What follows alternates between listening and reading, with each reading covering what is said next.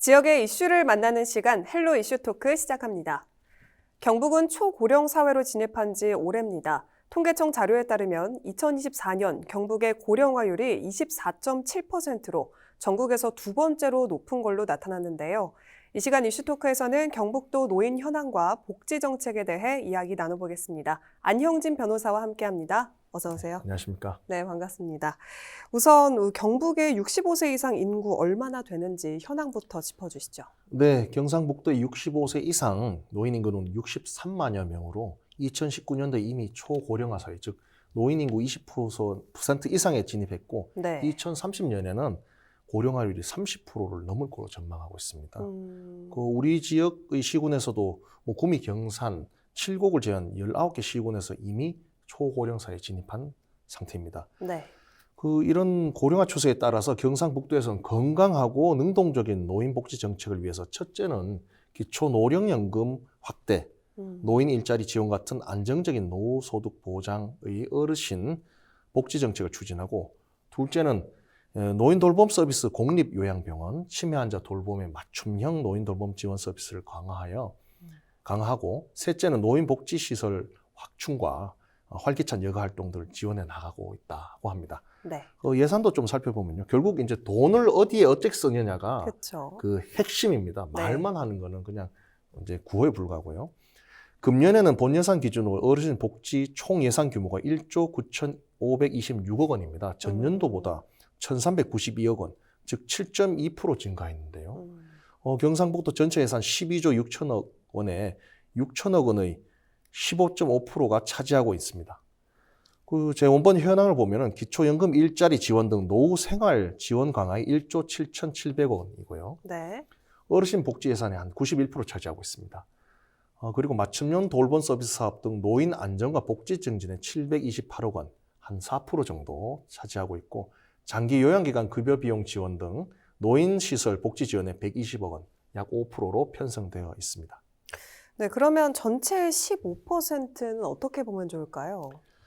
네, 이 기초노령연금이나 일자리 지원 예산이 한 90% 차지하고 있는데요. 네. 예산이 한 7% 정도 늘어났지만은 다른 새로운 사업을 하기에는 예산 가용성이 좀 떨어진다는 걸 확인할 수 있습니다. 네. 그러니까 뭔 말이냐면 이제 그 가정도 가스세, 관리비 이런 거 고정돼 있지, 고정 비용이라고 하죠. 네. 그 돈을 많이 번다 치더라도 고정 비용이 많으면 쓸 수가 없잖아요. 비슷한 형국이라고 보실 수 있습니다. 이 중앙정부가 올해 예산 편성한 걸 보면은 노인복지 예산이 한 11.2% 늘어났는데요. 그런데 중앙정부 역시 노인복지 예산의 한 80%를 기초노령연금에 지급을 하고 있습니다.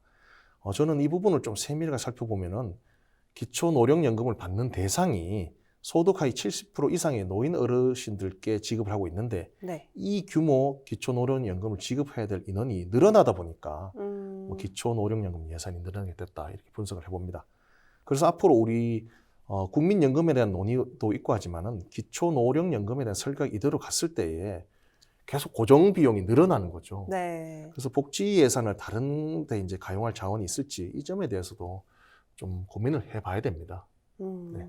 그럼 우리 경북도에서는 이런 어르신들의 일자리나 또 소득 보전을 위해서 어떤 정책들을 펼쳐나가고 있는지 궁금합니다.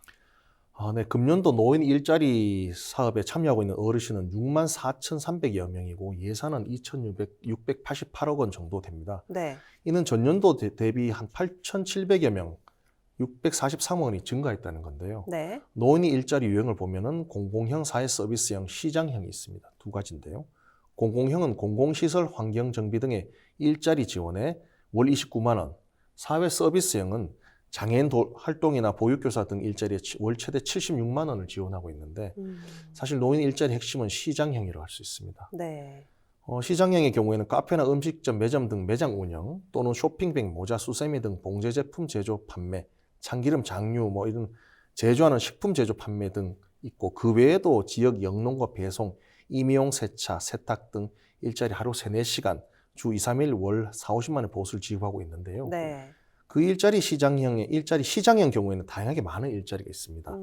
그래서 어르신들 자기 만족감과 성취감이 대단히 높다고 하는데요. 이렇게 나가면 되는데, 다만 좀 말씀드리고 싶은 거는 그렇다고 합니다.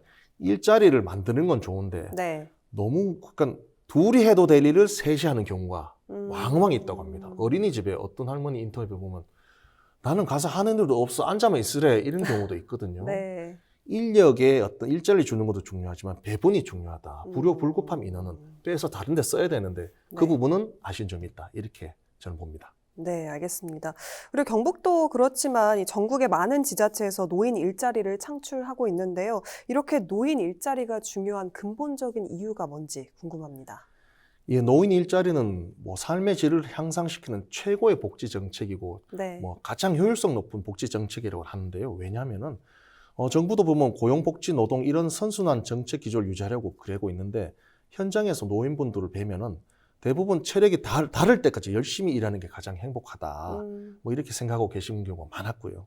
노인 일자리는 물론 노인 빈곤율을 완화하고 또 우울감을 해소하고 그럼으로써 보건, 의료, 사회적 비용도 많이 절감이 되는데요. 네. 그런 말씀 많이 하시잖아요. 일 안 하면 박상 늙는다. 네. 바로 그겁니다. 또 지역사회 공인 증진에도 보이지 않는 긍정적 효과가 매우 큰데요. 그리고 최근에 이슈가 되고 있는 노인 고독사, 사회적 고립 이런 문제를 예방하는 효과도 있습니다. 그런데 기초노령연금은 국가에서 예산을 지원하고 네. 또 국민연금은 자부담이지 않습니까? 그런데 형평성의 문제가 좀 있다 지적이 있습니다. 국회 연금개혁공론위원회에서 지난 4월 20일에 500여 명이 모여서 수기 토론을 했는데 뭐 소득 안정론, 재정 안정론이 팽팽하게 대립했는데 뭐냐면 소득 보전율이 있습니다. 지금 버는 소득에 얼만큼 보전을 해줘야 되느냐. 근데 네. 지금 이렇게 가버리면 막 펑크가 이제 무너지는 거니까 소득을 좀 적게 받자 이런 게 있고 또 뭐 재정이 이렇게 무너지니까 재정 안정을 시켜야 되는 이런 논의들이 있다는 거죠. 그래서 기초연금 같은 경우는 선거철마다 맨날 나옵니다. 뭐 33만 원에서 40만 원 지급하다 이런 게 있는데 좀 우리 정치권에서 계속 말만 하지 실질적 결론은 없습니다. 맨날 뭐 열심히 해서 좋은 결과 내겠다 이런 말만 하죠. 굉장히 좀 이게 지탄받을 바이고 반면에 프랑스 보면요. 작년 2023년 3월 달이죠. 마크롱 대통령이 네. 프랑스가 얼마나 복지에 대한 욕구가 강합니까? 좌파적인 성향도 강한데 64세에서 64세로 그 연금 수령 연령을 미뤘습니다. 그리고 연금을 100% 받기 위해서는 42세가 있었는데 이제 43년 동안 일을 해야 이렇게 이제 굉장히 개혁을 한 거죠. 네. 이거 본받아야 됩니다. 좀 우리나라 정치도 맨날 특검하자 그러고 뭐 전직 대통령 욕하고 현직 대통령이 뭐 이런 좀 뭐랄까 국가 비전과 우리 어떤 재정 건전성과는 좀 차이가 있는 논의로 계속 이제 시위를 보내고 있는데요. 조금 정신을 차리지 않으면 안 된다 이런 생각도 해봤습니다. 네. 그리고 또 어르신에 관한 주요 복지 정책 중에 의료와 돌봄 정책을 빼놓을 수가 없습니다. 그렇습니다. 이 경북도에서는 의료 돌봄 통합 지원 시범 사업을 진행하고 있다라고 하는데 구체적으로 이게 어떤 사업인지 설명해 주시죠. 네, 이 사업은 지난해 3월 복지부 시의원 공모 사업에 최종 의성군이 선정되어 시작한 사업입니다. 네. 요양병원이나 시설 이용 경계선에 있는 돌봄이 필요한 75세 이상 어르신들을 대상으로 하고 있고요. 기존의 의료 돌봄 일상 등에 있어서 개별적으로 이용하고 있던 서비스를 하나로 묶는 사업입니다. 그 추진 성과는 간호사, 의사, 사회복지사나 공무원, 마을 주민들이 참여해가지고 읍면마을 이웃 단위로 상시 돌봄 체제를 구축하고 있는데 현재 470여 명 정도가 서비스를 받고 있다고 합니다. 네. 이 사업은 특히 관내 모든 경로당의 예방 프로그램으로 운영되고 그 예방적 돌봄으로 가능하다는데 큰 의의가 있다고 하는데요. 경상북도는 앞으로 어르신들이 이제까지 살던 곳에서 생애 말까지 노후를 보낼 수 있도록 보건의료와 요양 돌봄, 생활지원 등등을 이제 모두 통합 연계 지원하도록 할 수 있다고 합니다. 그래서 뭐 복지부에서는 이 사업 평가에서 전국적으로 확대할 계획이 있다고 우리 경북도 시군에 모두 빨리 시행할 수 있도록 한다고 하는데 우리 경북 북부를 좀 보면은 상황이 특별합니다. 왜냐하면 네. 대구나 경북 남부는 큰 병원들이 많습니다. 그러나 경북 북부는 상급 의료기관은 물론 이른바 그 주민들이 원하는 병원이 좀 부족하죠. 그래서 네. 원주로 가거나 대구로 가거나 많이 아프면 서울로 갑니다. 이 문제는 10년, 20년이 지나도 아직 해결이 보이지 않고 있습니다. 이른바 상급 종합병원에 우리 경북 북부 유치인데요. 어르신들이 편찮으신데 대구나 서울 가려면 더 몸에 골병이 든다고 그쵸. 많이 말씀을 주십니다. 네. 그래서 그 가시느라 지역에 부도 유출되고요. 그래서 이런 계획과 더불어서 우리 경북 북부의 상급 종합병원, 다시 말해서 강릉의 아산병원처럼 그런 병원을 유치해야 된다는 말씀도 드리고 싶습니다. 네, 그리고 경북도에서는 어르신 건강 복지를 위해서 노인 건강 증진 사업을 진행하고 있는데요. 코로나 이후에 이 건강 증진에 대한 수요가 점점 더 많아지면서 다양한 사업이 추진되고 있습니다. 이 네. 경북도의 노인 건강 증진 사업이란 무엇인지 설명해 주시죠. 네, 경상북도에서 시행하고 있는 대표 건강 증진 사업을 몇 가지 소개하면은 네. 취약계층의 건강 격차 해소를 위한 방문 건강관리 사업과 또 허약 만성질환자 건강관리 행태 개선을 위한 AI LOT 기반의 어르신 건강관리 사업을 추진하고 있습니다. 좀 말씀이 어려운데요. 네. 뭐 AI 기술도 거기 넣고 좀 이제 그 찾아가서 하고 네. 이런 점이 좀 특징이죠. 또 운동이나 활동을 모니터링하는 보건소 모바일 헬스케어 사업. 개개별로 좀 너무 이제 운동이 안 되면 운동에 네. 권해드리고 이런 거죠. 노년기 정신건강 실태를 파악하고 고위험군 정신건강 서비스를 제공하는 노년기 마음건강 100세 사업이 있습니다. 이제 육체적 정신적 건강 또 개개별로 다 파악을 해서 나간다는 건데요. AI까지 이용한다는 거죠. 그리고 치매 조기 검진 사업, 노인 건강 대축제 등 노인 건강 증진 위해 다양한 사업을 시행하고 있습니다. 이런 사업들은 좀 이제 이 AI를 활용해야 한다는 점인데요. AI 활용하면 개개별로 예전에는 뭔 사업을 하려고 그러면 공무원이 이제 일손이 많아지니까 네. 좀 문제가 됐거든요. 왜냐하면 공무원 수는 부족한데 일만 많아지면 이게 문제가 되잖아요. 근데 이제 그렇죠. AI를 도입해서 우리 지역의 문제를 해결한다. 또 음. 노인 건강 챙긴다. 이런 점에 의미가 있어서 앞으로 점점 AI 이런 도입은 좀 더 많이 해나가야 되지 않나 이런 생각을 했습니다. 네, 사업에 대한 설명해 주셨고요. 그리고 경북에 대한 독거 노인 수가 약 15만 명으로 23.8% 정도를 차지하고 있습니다. 노인 네. 인구가 굉장히 많잖아요. 네. 그래서 이 고독사와 관련된 문제도 참 많을 것 같은데 관련 내용 좀 짚어주시죠. 그렇습니다. 이제 그 사실 양육에 관해서 네. 예전에는 가족 내에서 책임져라는 관념이 있었는데 요즘 양육은 국가의 책임이다, 공공의 책임이다 관념이 변했지 않습니까? 네. 마찬가지로 노인에 대한 보호와 양육이라는 그렇죠. 보호는 이제 개개인의 가족의 책임이 아니라 이제 국가로 넘어와서 100% 해줘야 된다 이런 관점 하에서 정책을 시행하고 집행해야 되고요. 네. 패러다임의 전환가 필요하다는 거고. 그렇습니다. 이제 노인들이 외로움, 고통, 경제적 문제 이런 거에 중첩돼서 나타난 문제가 많은데요. 영국에는 좀 외로움 대책 장관도 있습니다. 그 정도로 공공이 노인의 경제적 외로움 전반의 문제에 대해서 적극 개입한다는 거죠. 외로움이 이제 개인의 문제가 아니라 사회 전체의 문제로 인식을 했다는 의미인데요. 이 대책들 대상이 65세 이상의 경우가 대부분입니다. 네. 그러다 보니까 갑자기 실직한 65세 미만의 세대들은 좀 그 어떤 케어의 공백 상태죠. 근데 실제로 예전에 경북 행복재단에서 외로움 척도를 조사해 본 결과 이러한 분들 좀 60세 미만인데 좀 그 실직한 분들의 외로움 수치가 많이 높게 나왔다고 하는데 이 규제의 공백 부분 또 케어의 공백 부분에 대한 대책도 필요하다는 거고요. 네. 경상북도에서는 고독사 예방을 위해서 독거노인 가정 방문 안부 확인 사업을 강화하고 또 사회적 참여 기회 확대 예방 프로그램을 운영하며 독거노인 응급 안전 안심 서비스를 통한 상시 모니터링으로 응급 상황에 신속하게 대처하고자 한다고 합니다.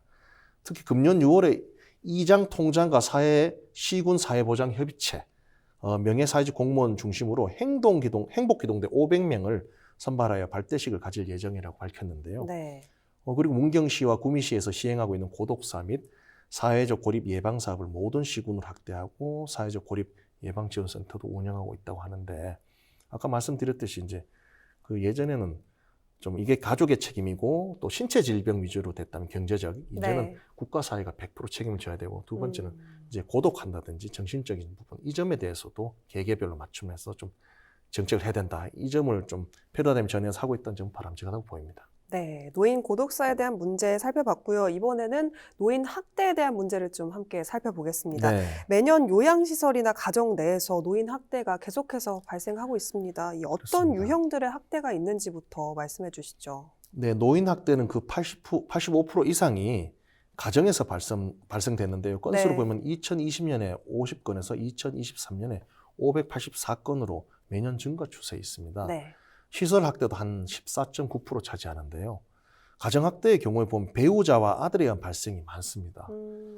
그렇기 때문에 숨기는 경우가 많은데 그 반대로 신고가 중요하다는 말씀도 있는데 가정일에서 일어나는 거 어떻게 좀 그렇죠. 신고가 되겠습니까?